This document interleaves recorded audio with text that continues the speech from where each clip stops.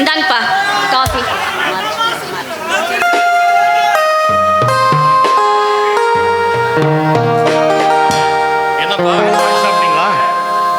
இப்பதான்ப்பா copy டம்ளரே கையில் வாங்குறேன், அதுக்குள்ள சாப்பிட்டாச்சுன்னு கேட்குறியே? அது ஒன்றும் இல்லைப்பா.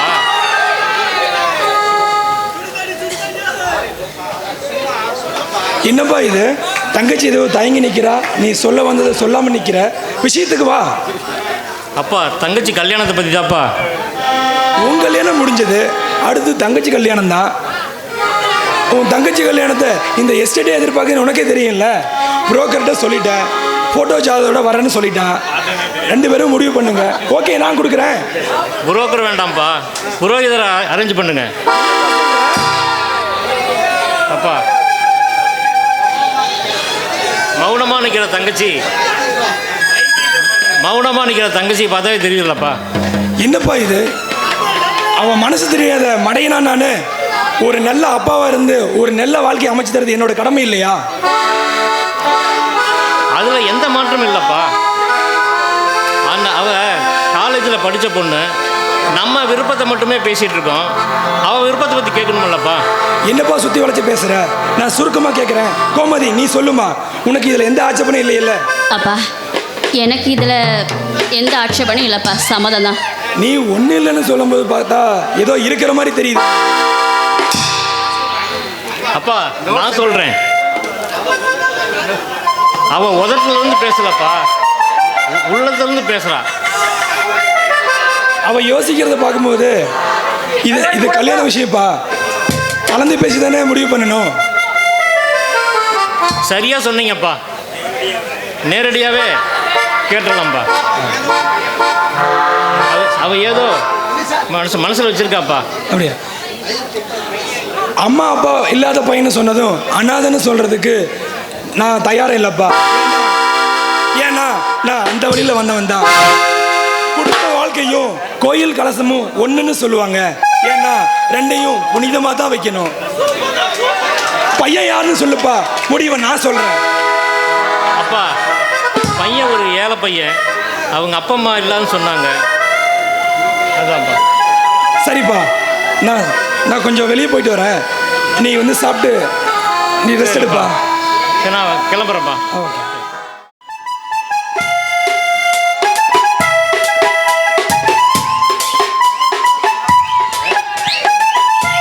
என்னம்மா சிட்டு, என்ன பையன் கையம்மா நிற்கிற?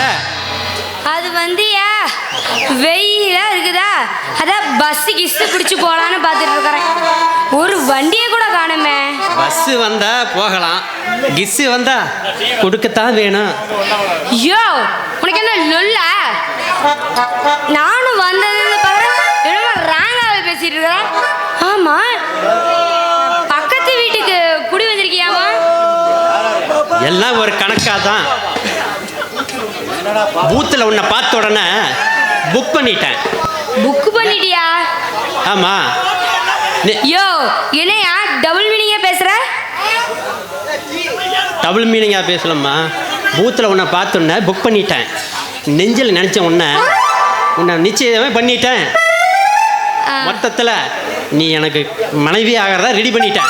யோ நீ நிச்சயம் பண்ணுறதுக்கும் பரிசம் போடுறதுக்கும் ஏன்னா அத்தை மலை இல்லை மாமா மலை கண்ணாடி இல்லைம்மா, இந்த செம்மர கட்டைய கடத்திட்டு போகலான்னு வந்தேன். யோ செம்மர கட்டையை கடத்திட்டு போனோம்னு ஜெயிலில் போட்டுருவாங்கய்யா. செய்யலாம் போனாலும் வெயிலில் வந்து ரயில் ஏறி உன்னை கடத்தி தாலி கட்டிடுவேன். ஸோ நாராயணா, இந்த கொசு தொல்லை தாங்கலடா. யோ எதுக்கே இப்போலாம் கல்யாணம்? என்ன அது இது வந்து பொந்துன்ட்டு இங்கே வாரியா? அந்த ஆள் இருக்காருல்ல, அங்கே போனால் அந்த ஆள் தொல்ல. யாரு வந்தா நீ தொல்ல. அந்த பட்லர் பரமசிவமா? பரமசிவம் இல்லையா, பரதேசி. பரதேசியா? அவன் வந்துட்டானா? அவன் வந்து என்ன சொன்னான்? அதுவாயா, அவர் எங்கள் வீட்டுக்கு வந்து வந்து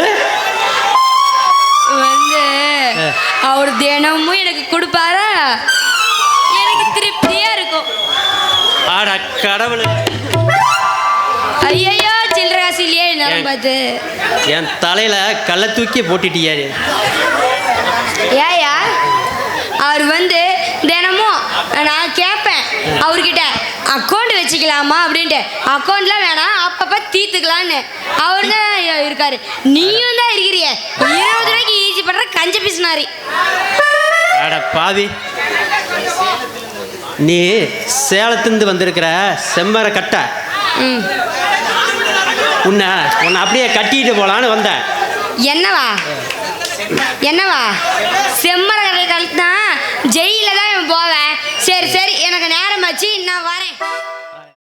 சுமதி, உங்களை விட்டுட்டு கல்யாணம் ஆன கையோட ஊருக்கு போகிறதா எனக்கு என்னமோ மாதிரி இருக்குங்க. கவலைப்படாதம்மா, அங்கே போய் நல்லா படி. நீங்கள் சொல்லிட்டீங்க, ஆனால் என் மனசு பூரா இங்கே தான் இருக்கும். வெறும் உடம்பு மட்டும்தான் அங்கே போகுது. என் உசுரெலாம் இங்கேயே தான் நினச்சிட்ருக்கோம். ஏம்மா நாங்கள்லாம் இல்லையா? சரிங்க மாமா, நான் கிளம்புறேன் மாமா.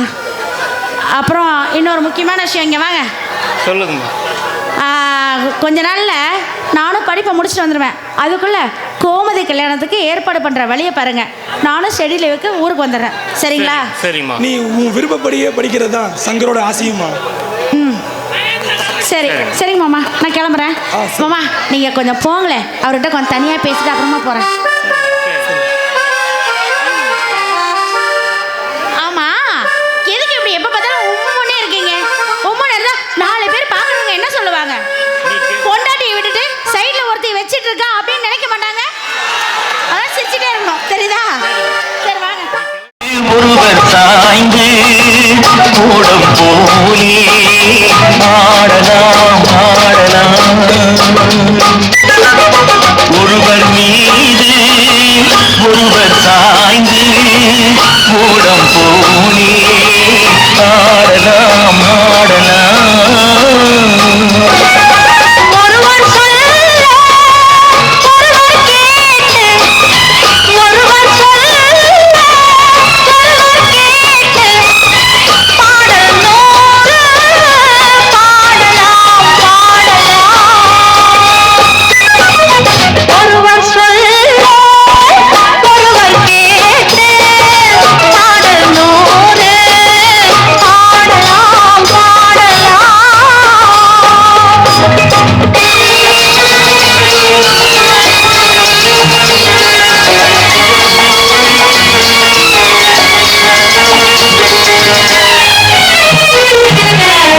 சொட்டு தேனை போல் சொல்லும் வார்த்தைகள், பட்டு பூவை போல் பார்க்கும் பார்வைகள், சொர்க்கம் தேடி செல்லட்டும் ஆசை எண்ணங்கள், அங்கெல்லாம் பொங்கட்டும் காதல் வெள்ளங்கள்.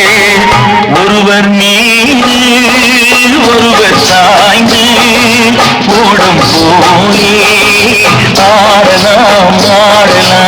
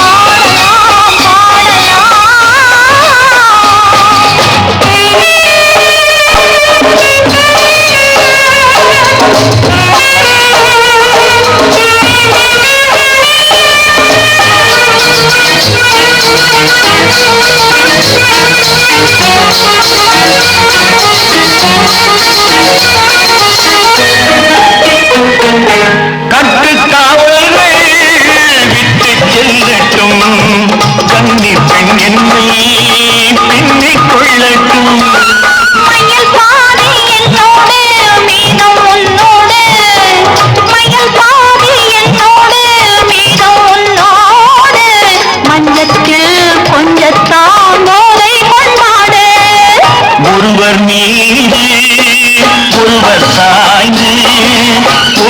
பூமூடி ஆடலாம் ஆடலாம். கள்ளங்கபடம் இல்லாம பழகிற இந்த கால கன்னி பொண்ணுங்களை பார்த்தா எந்த கணக்கில் சேர்த்துறதுன்னே தெரியலடா விஜய். டேய் அவ பட்டிக்காட்டிலிருந்து வந்ததுனால ரொம்ப வெகுளை இருப்பாளோ?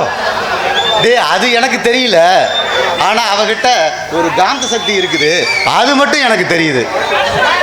டேய் அந்த இப்படிப்பட்ட பொண்ணுங்களுக்கு உன் அகராதியில ஒரு அர்த்தமே இருக்குமே. ஆமாடா விஜய், ஆமா.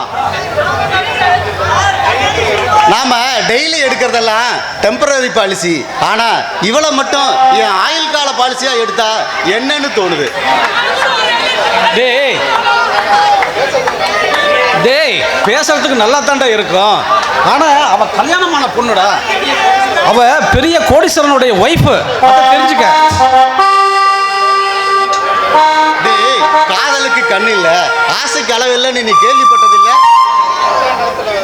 பட்டாணத்துல சிட்டா போடுறதுக்கு நீ ஏன்டா சிரமப்படுற? டேய் நான் சிரமப்படலடா, கொஞ்சம் சிந்திச்சு பார்க்குறேன்டா. இதுல சிந்திக்கிறதுக்கு ஒண்ணுமே இல்லடா. என்னோட பத்தி நீ அவகிட்ட ஓப்பனா சொல்லிப்பாரு, அப்புறம் தெரியும் அதனோட ரிசல்ட். சரி நாளைக்கே அவளை சந்திக்கிறேன், ஓகே சொல்ல ஒத்துக்க வைக்கிறேன்.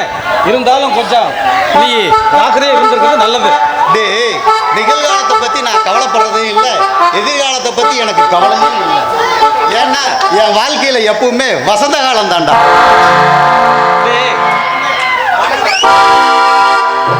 என் வாழ்க்கையே இருண்டு காலமா போச்சுடா.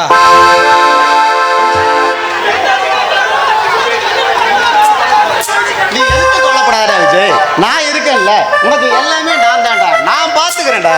சரி சரிடா, நீ இருக்கும்போது எனக்கு எந்த கவலையுமே இல்லடா. நிழல்ல இருக்கிற வரைக்கும் எனக்கு எந்த விதம் நிச்சயம் அதை செய்யறேன்டா. ஓகேடா ஓகே, நீ இதை எனக்கு செஞ்சே ஆகணும். சரிடா.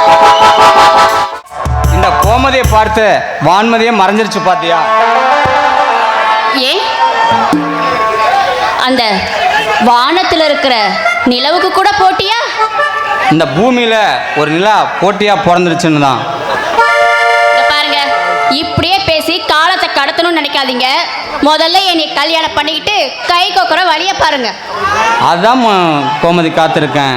நீ ஏழையா இருந்திருந்தா கூட அதுதான் செஞ்சிருக்கலாம். அப்படியா? யாரை கேட்டு காதலிச்சிங்க? என்ன கேட்டா? உன் கண்ணை கேட்டு. என் கண்ணை கேட்டா? சரி, அப்ப என் கண்ணையே கல்யாணம் பண்ணிட்டு உங்க குடிசையில குடித்தனம் பண்ணுங்க, சரியா? யோ தைரியமா வந்து என் வீட்டுல பொண்ணு கேளையா, அதெல்லாம் நான் பாத்துக்கிறேன். நீ எஸ்டேட்டுக்கு சொந்தக்காரு, ஒரு ஏழையா இருந்திருந்தா கூட அதை எதிர்பார்க்கலாம். எதுவுமே இல்லாம நான் எப்படி கோமதி பொண்ணு கேட்க முடியும்? ஐயோ, ஒரு தைரியமா இல்லாத ஆம்பளை காதலிச்சிட்ட நீ அப்படியே சரியா பைண்டாங்கோலியா நீ? தொட்டு தாலி கட்டுற அளவுக்கு எனக்கு தைரியம் இல்லை கோமதி. ஏன்னா ஏழையாக வாழ்ந்துட்டு இருக்க நான் அந்த காலத்தில் எப்படி கோமதி தாலி கட்ட முடியும்? சரி, என்னை நீங்கள் தொட்டு தாலி கட்டின பிறகு நீங்கள் முதலாளியா இல்லை தொழிலாளியா? நீ முதலாளிக்கு சொந்தக்காரு, நீ தொழிலாளின்னு நினச்சிக்கோ அல்லது முதலாளியாகவும் நினச்சிக்கோ. இந்த கேள்விக்கு காலம் பதில் சொல்லும் கோமதி. எப்ப பாரு என்னை போ சொல்றதே உங்களுக்கு பொழப்பா போச்சு இல்ல? கோச்சுக்காத கோமதி, உன்னை நினச்சது தொட்டு தாலி கட்ட தான் ரெடியாக இருக்கேன். ஆமா, அதை இதையும் பேசி அணைய போடுங்க. இல்லை கோமதி, உண்மையிலேயே நீ தான் கோமதி இதாக இருக்க. ஆமா, நீங்க என்னைய கை பிடிக்கிறதுக்குள்ளரையும் எங்க அப்பா வேற யாருக்காவது என்னை கட்டி வச்சுட்டு போயிடுவாரு. நீங்க தண்ணி அடிச்சுட்டு தேவதாஸ் மாதிரி தெரிஞ்சுக்கிட்டே இருங்க. கட்டிக்க கொண்டு ஜாலியாக இருக்க வேண்டியதானே அப்பா சொல்கிறத கேட்டுட்டு. யோ கோவத்தை கிளப்புன